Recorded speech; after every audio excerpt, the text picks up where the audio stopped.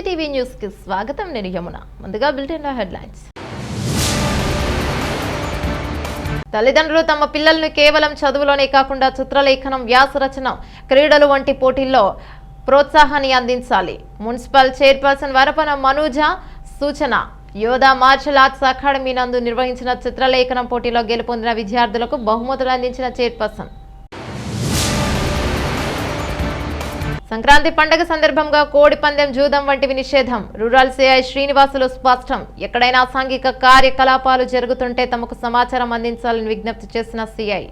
తల్లిదండ్రులు తమ పిల్లలను కేవలం చదువులోనే కాకుండా సాంస్కృతిక, క్రీడా, చిత్రలేఖనం వంటి వాటిల్లో కూడా వారి అభిరుచికి తగ్గట్టు ప్రోత్సాహం అందించాలని మదనపల్లి మున్సిపల్ చైర్పర్సన్ వరపన మనుజ సూచించారు. నేడు మదనపల్లి పట్టణంలోని యోధా మార్షల్ ఆర్ట్స్ అకాడమీ నందు చిత్రలేఖన పోటీలను నిర్వహించారు. ఈ కార్యక్రమంలో Vijayabharathi English medium high school correspondent doctor Sethu, BT కళాశాల విశ్రాంత అధ్యాపకులు Jyothiswari Devi, Yodha martial arts academy వ్యవస్థాపకులు కరాటే మాస్టర్ సతీష్ తదితరులు పాల్గొన్నారు. ఈ సందర్భంగా చైర్పర్సన్ మనుజ మాట్లాడుతూ యోధా మార్షల్ ఆర్ట్స్ అకాడమీ వారు చిత్రలేఖనం పోటీలో నిర్వహించడం అభినందనీయమన్నారు. విద్యార్థుల్లో దాగి ఉన్న సృజనాత్మకతను ఇటువంటి పోటీల ద్వారా వెలుగులోకి వస్తాయని చెప్పారు. చిత్రలేఖన రంగంలో ఉన్న అవకాశాలని సభలో తల్లిదండ్రులకు, నిర్వాహకులకు వివరించారు. అనంతరం విద్యార్థులకు మెమంటోలు, సర్టిఫికేట్లను అతిథులు అందజేశారు.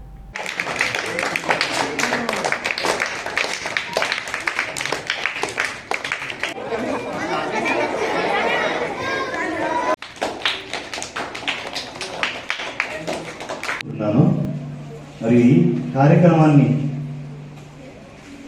విచ్చేసినటువంటి గౌరవనీయులైనటువంటి సుబ్రహ్మణ్యం గారికి అందరికీ ధన్యవాదాలు తెలుపుతున్నాను.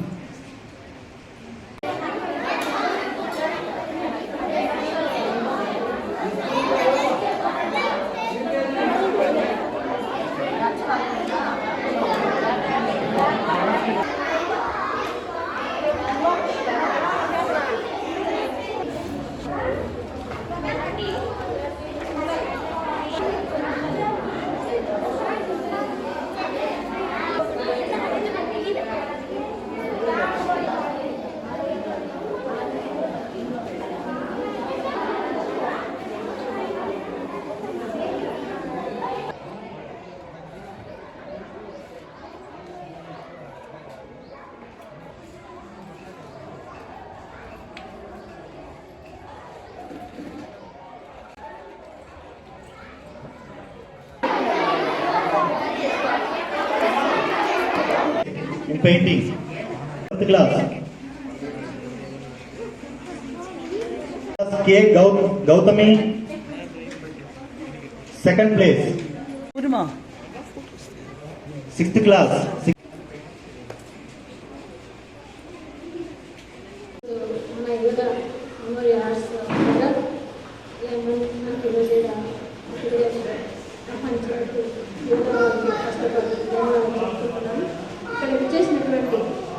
పిల్లలు, వాళ్ళ పేరెంట్స్ వాళ్ళు ఎంకరేజ్ చేస్తున్నటువంటి విధానం చూస్తుంటే చాలా సంతోషంగా ఉంది. వాళ్ళందరికీ నమస్కారాలు.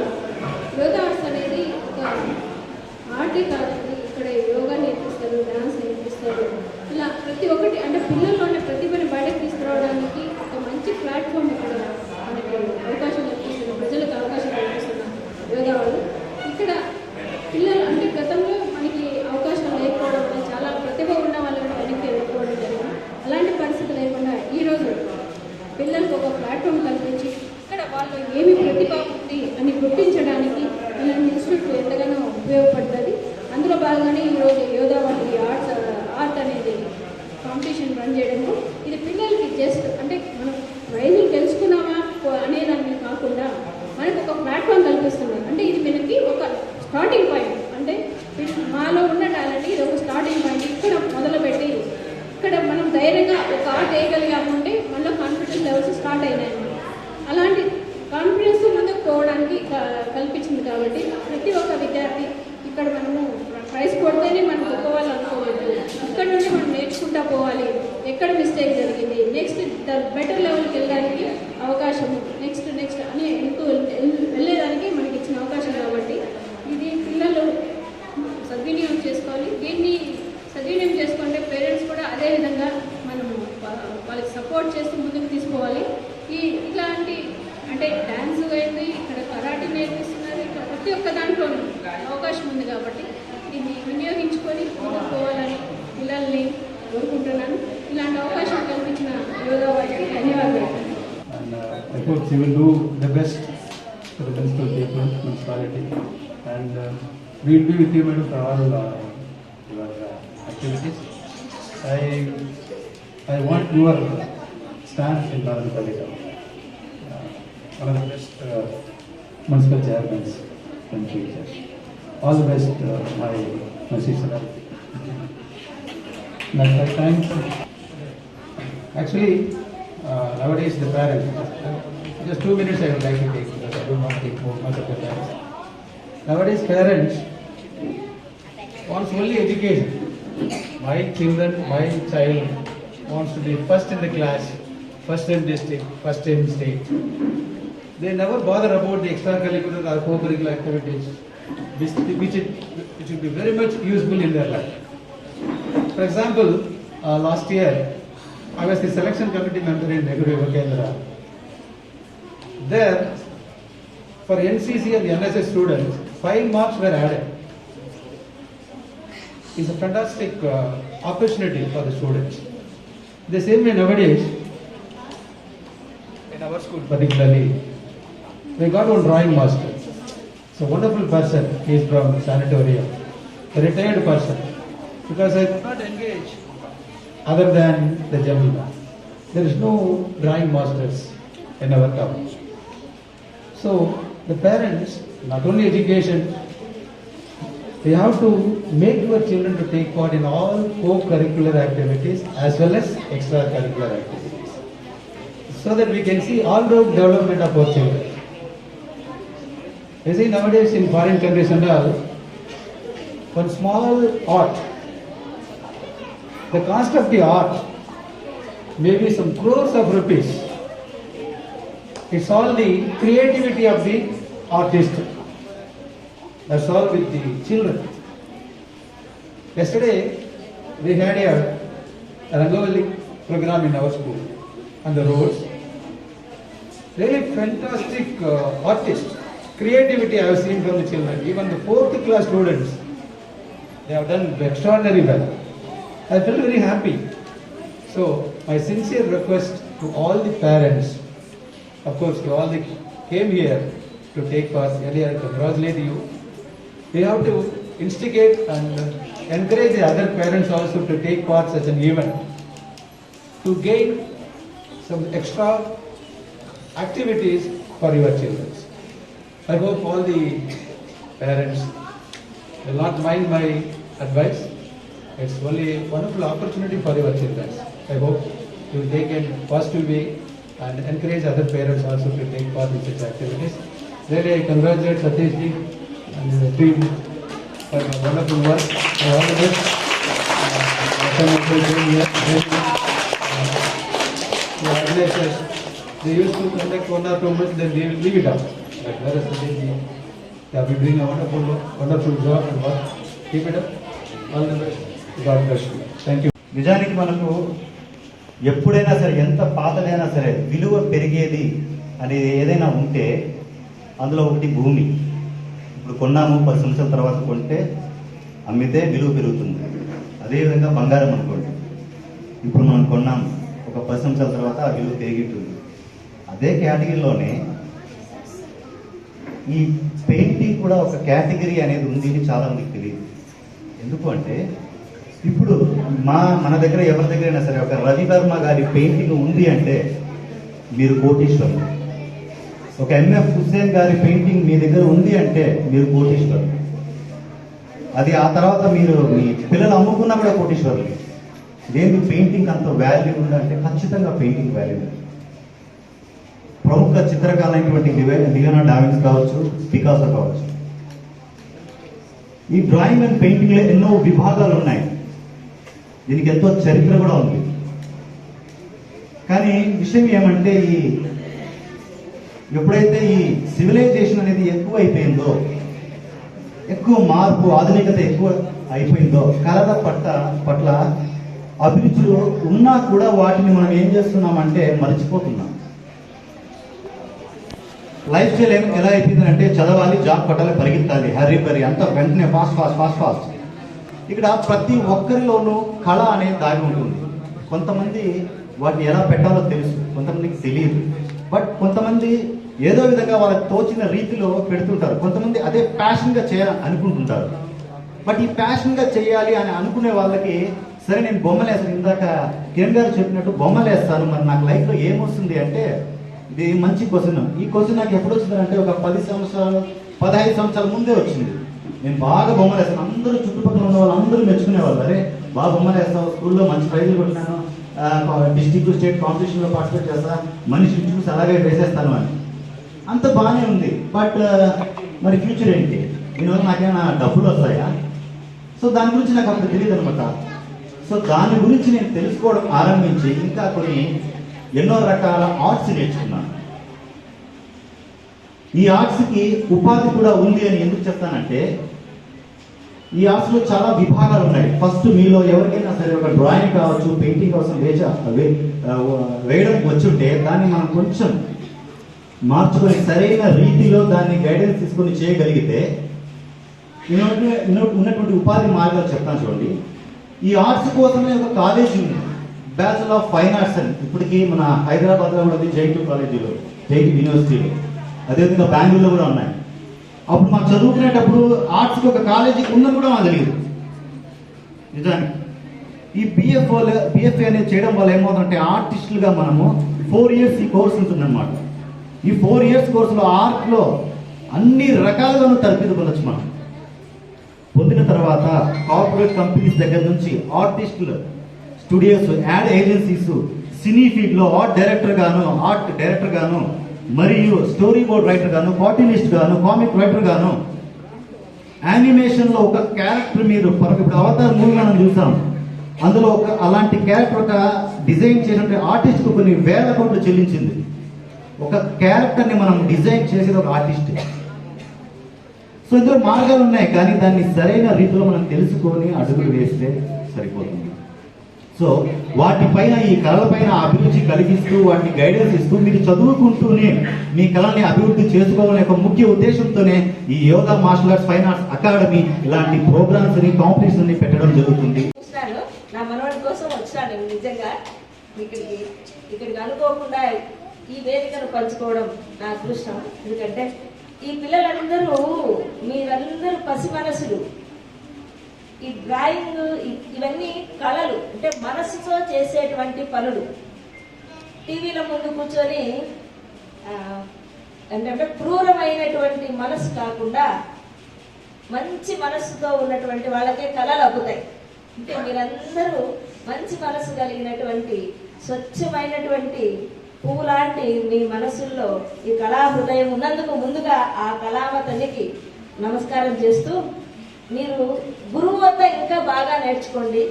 ముందు ఇందులో పార్టిసిపేట్ చేసినందుకు మిమ్మల్ని అభినందిస్తున్నాను. ఎందుకంటే ఇంతమందిలో మీ కళ ఏదో, మీకున్నటువంటి టాలెంట్ ఏదో నిరూపించుకోవడానికి మీరందరూ ముందుకు వచ్చారు కదా. ఏమొస్తుందిలే అని వెనకడిపోయకుండా నాకు వచ్చు అని మీరు ముందుకు వచ్చినందుకు ముందు మిమ్మల్ని అందరినీ అభినందిస్తున్నాను. అందరికీ ప్రైజ్ వచ్చినట్లే లెక్క. కాబట్టి ఎవరు వచ్చినా కూడా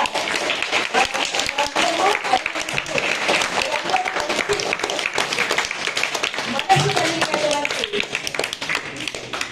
కళాకారులుగా ఎదగాలని, మీరు ఏ ప్రొఫెషన్లో ఉన్నా మీరు నేర్చుకునేటువంటి కళలను మర్చిపోవద్దని, ఆ కళను మీకు అందరికీ నేర్పించడానికి వచ్చినటువంటి మాస్టర్ లాంటి వాళ్ళను కూడా అభినందిస్తూ నాకు ఈ అవకాశం ఇచ్చినందుకు ధన్యవాదాలు. సంక్రాంతి పండుగ సందర్భంగా కోడి పందెం, జూదం వంటివి ఆడరాదని మదనపల్లి రూరల్ సీఐ శ్రీనివాసులు స్పష్టం చేశారు. నేడు ఆయన ఎంసీటీవీతో మాట్లాడుతూ రాష్ట్ర ప్రభుత్వం ఆదేశాల మేరకు సంక్రాంతి పండుగ సందర్భంగా కోడి పందాలు, జూదం ఆడరాదని చెప్పారు. ఎవరైనా ఆడితే చట్ట ప్రకారం శిక్షార్హులు అవుతారని హెచ్చరించారు. తమ చుట్టుపక్కల అసాంఘిక కార్యకలాపాలు జరుగుతుంటే ప్రజలు, పోలీసులు సమాచారం అందించాలని సూచించారు.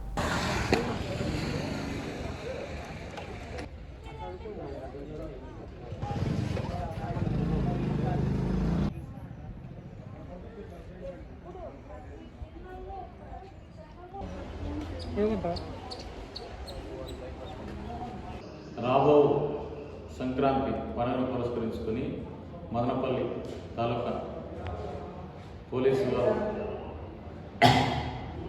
ఓకే రాబో సంక్రాంతి పండుగ పునస్కరించుకొని మదనపల్లి తాలూకా పోలీసు వారు చేయి విజ్ఞప్తి ఏమనగా పండుగ అంటానంటే ఎక్కువగా కోడి పందాలు జూదము ఎక్కువ జరిగే అవకాశం ఉంది. గత సంవత్సరం కూడా సంక్రాంతి పండుగకు దాదాపు 10 కేసుల వరకు నమోదు చేసి ముద్దాయిలను అరెస్ట్ చేసి కోర్టుకు ప్రవేశపెట్టడం జరిగింది. అందువల్ల ప్రజలు ముఖ్యంగా పండుగలా జరుపుకోవాలి తప్ప కోడి పందాలను ఇంకా జంతువులు అదేవిధంగా జల్లికట్టు లేదా జూదము ఇటువంటివి ఆడి తమ యొక్క డబ్బును సమయాన్ని వృధా చేసుకోవడమే కాక దానివల్ల లేని గొడవలు వస్తాయి. కాబట్టి ఎవరో కూడా ప్రజలు సంక్రాంతి పండుగకు సంబంధించి కోడి పందాలు జూదం ఆడితే మాత్రం చట్ట ప్రకారం కఠినమైన చర్యలు తీసుకోవడం జరుగుతుంది. ఇందులో భాగంగానే గత 3-4 సంవత్సరాల నుంచి ఈ కోడి పందాలు జూదం ఆడినటువంటి దాదాపు 120 మందిని ఎంఆర్ఓ దగ్గర కూడా బౌండ్ అవుట్ చేయడం జరిగింది. వాళ్ళు ఒకవేళ బాధగా ఆడితే దాదాపు 2 లక్షల రూపాయలు ఒక్కొక్కరు చెల్లించాల్సి ఉంటుంది. 2 లక్షల రూపాయలు బౌండ్ అవుట్ కూడా చేయడం జరిగింది. అందువల్ల దీన్ని దృష్టిలో పెట్టుకొని ఎవరైనా అటువంటి కోడి పందాలు ఆడితే మాత్రము జూదం ఆడితే మాత్రం ఎట్టి పరిస్థితుల్లో కూడా ఉపేక్షించేది లేదు. కఠినమైన చర్యలు తీసుకోవడం జరుగుతుంది చట్ట ప్రకారం. మదనపల్లి నందు ప్రముఖ వాగ్గేయకారుడు కనకదాసు యొక్క విగ్రహాన్ని ఏర్పాటు చేయాలని కురుబ కార్పొరేషన్ డైరెక్టర్ దండు రామాంజులు ప్రభుత్వానికి విజ్ఞప్తి చేశారు. నేడు మదనపల్లి పట్టణం నందు కనకదాసు జయంతి ఉత్సవాలను ఘనంగా నిర్వహించారు. ఈ కార్యక్రమంలో కురుబ సంఘం నాయకులు పాల్గొన్నారు. మొదటగా పట్టణంలో వారు కనకదాసు చిత్రపటాన్ని భారీ ఊరేగింపు నిర్వహించారు. అనంతరం ఓ ప్రైవేట్ ఫంక్షన్ హాల్ నందు భారీ సభను నిర్వహించారు.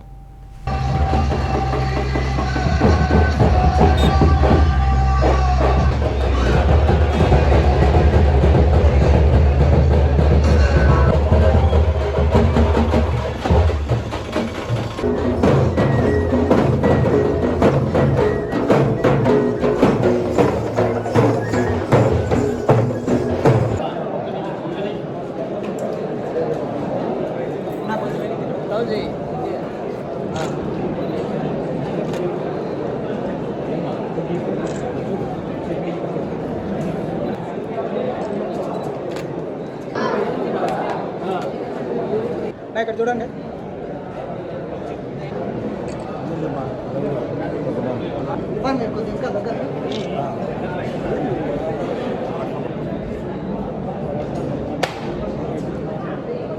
రెడ్డి గారు, అదేవిధంగా డాక్టర్ కేసీ నాగన్న గారు వారికి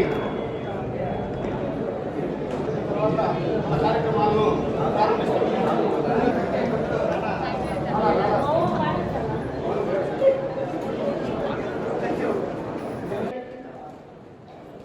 ఆహారేశ్వరు కృషి చేసిన జన్మ సార్థకమైనది పెడుతున్నాను. ఇదే సందర్భంగా వారు ఈ మన కనక జయంతిని లాస్ట్ ఇయర్ చేసిన విధంగా ఇక్కడ సమయం జరపడం చేసినందుకు చాలా సంతోషంగా ఉంది. అదేవిధంగా చెప్పాల్సింది ఇంకా ఇదే సందర్భంగా మన కుటుంబాలను రాజకీయంగా ఎదగాలని మనస్ఫూర్తిగా కోరుతున్నాను. ఇంకా వక్తలు చెప్పాల్సి చాలా టైం లేదు కాబట్టి ఒక్కరు మాట్లాడాల్సిందిగా సందర్భంగా తెలియజేస్తున్నాను. Thank you very much. నాకు చాలా బాధకరమైన విషయం ఏంటంటే మన ఆంధ్రప్రదేశ్ రాష్ట్రంలో తీసుకుంటే అధిక జనాభా మన కులస్తులు కర్నూలు, అనంతపురం, చిత్తూరు జిల్లాలో ఎక్కువ ఉన్నారు. తర్వాత అది తక్కువగా కడప జిల్లాలో ఉన్నారు. ఇంకా మిగతా జిల్లాలో కూడా కులస్తులు ఉన్నారు. నేను రాష్ట్ర అధ్యక్షుడుగా ఉన్నప్పుడు నన్ను ఇన్వైట్ చేశాను, చూశాను, బాగుంది. నేను నిగ్రహించుకున్న నుంచి వింటూనే ఉన్నాను. మేము కులస్తులు చాలా విధంగా మాకు రాజకీయంగా ప్రాధాన్యత లేదు, మాకు ఎవరు ప్రాముఖ్యత ఇవ్వడం లేదు అనేది నేను చాలా చిన్నప్పటి నుంచి వింటున్నా. నేను కూడా ఇదే జిల్లాలో తమ్మలపల్లి గ్రామంలో కులపల్లిలో దృష్టించాను. కానీ రిటైర్డ్ అయిన తర్వాత అనంతపురం జిల్లాలో చెట్టు వరకు వచ్చి అక్కడే ఉంటున్నాను. ధనుర్మాస మహోత్సవాల్లో భాగంగా గోదారంగనాథ స్వామి వారికి దీపోత్సవం ఘనంగా నిర్వహించారు. మదనపల్లె పట్టణంలోని శ్రీ సాయిబాబా ఆలయం నందు ధనుర్మాస మహోత్సవాలు ఘనంగా నిర్వహిస్తున్నారు. మహిళలు పెద్ద సంఖ్యలో పాల్గొని స్వామి వారికి దీపాలతో హారతులనిచ్చారు.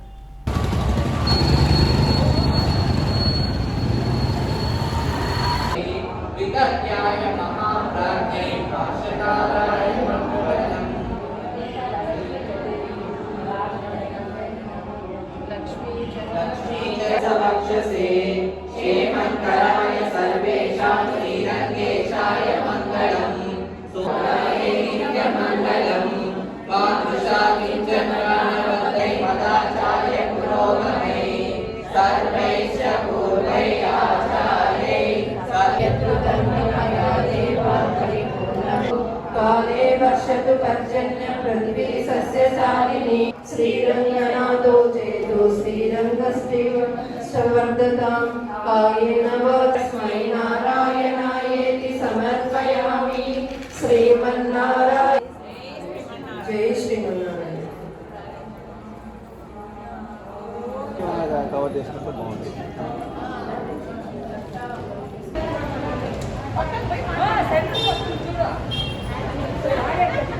ఇది అఖిలాండ బ్రహ్మాండ శిరిడి సాయినాథ్ మహారాజుకి జై. ఈరోజు మనకి ఇక్కడ 108 దీపోత్సవ కార్యక్రమం జరిగింది. ఈ దీపోత్సవ కార్యక్రమం అనేది చాలా అద్భుతంగా జరిగింది. ఆ సాయినాథ్ ఆశీస్సులతో, ఆ గోదారంగ స్వామి ఆశీస్సులతో అఖండ లక్ష్మీ పూజ కార్యక్రమం పూజ చేశాము. ఇక్కడ కార్యక్రమం చేశాము. ఆ కార్యక్రమం దిగ్విజయంగా జరిగింది. అదేవిధంగా మనకి 11వ తేదీ 11వ తేదీ కుడారి కార్యక్రమం ఉంది. 11వ సాయంత్రం కూడా కార్యక్రమం జరగబడుతున్నది. 13వ తేదీ వైకుంఠ ఏకాదశి సందర్భంగా ఉదయం 5 నుంచి 5:30 లోపల గోపూజ ద్వారా ఉత్తర ప్రవేశం జరుగుతున్నది. 14వ అంగరంగ వైభవంగా శ్రీ గోదారంగనాథ స్వామి కళ్యాణ మహోత్సవం జరుగుతున్నది. ఈ కళ్యాణ మహోత్సవానికి అందరూ ఆహ్వానితులే.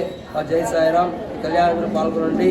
తోమాల సేవ కార్యక్రమం ఉంది, కళ్యాణ మహోత్సవ కార్యక్రమం ఉంది. కాబట్టి ఈ కార్యక్రమంలో పాల్గొని కళ్యాణాన్ని జరగాలని కోరుతున్నాము. ఈరోజు ఇక్కడ మనకి అఖండ 108 అఖండ దీప పూజ కార్యక్రమం జరిగినది. కావున ఈ కార్యక్రమంలో భక్తాలు బాగా పాల్గొని ఆ అమ్మవారి అనుగ్రహానికి పాత్రయ్యారు. అమ్మాయి అనుగ్రహానికి పాత్రయ్యారు. కాబట్టి జై సాయిరాం. ధనుర్మాస సందర్భంగా ధనుర్మాస తిరుప్పావై పూజలో భాగంగా ఈరోజు 23వ రోజు దీపోత్సవ కార్యక్రమం జరిగింది.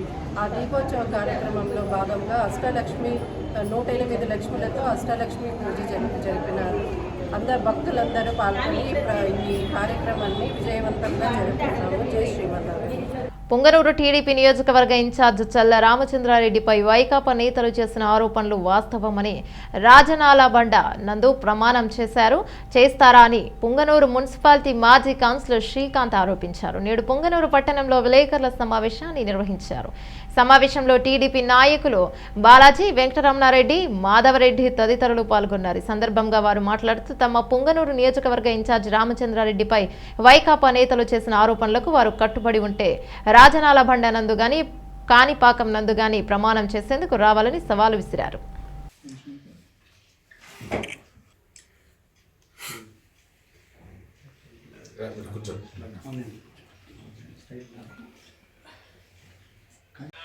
పొంగనూరులో మా నాయకుడు చల్లాబాబు గారు ఇన్ఛార్జిగా ఇచ్చినది. ఆయన ఎమ్మెల్యేగా పొంగనూరులో పోటీ చేస్తాడు. మొన్న 7వ తేదీ పార్టీ ఆదేశం ప్రకారము స్టేట్లో ప్రోగ్రాం పిలుపునిచ్చినది. దాంట్లో భాగంగానే 7వ తేదీ పొంగనూరు మండలము పర్యటించేదానికి మా ఇన్ఛార్జి గారు మా కార్యకర్తలకి మమ్మల్ని అందరినీ ఆదేశించినాడు. దాని ప్రకారం మేమంతా కూడా కార్యకర్తలు అందరూ కూడా పొంగనూరు మండలంలో మా ఇన్ఛార్జి వస్తున్నాడు అనేసి గుట్టపల్లి గ్రామంలో పర్యటించడం జరిగినది. గుట్టపల్లి గ్రామంలో కంటేపల్లి గ్రామంలో పర్యటించినప్పుడు అక్కడ గడ్డివాములు కానీ కాలిపోయిండేది.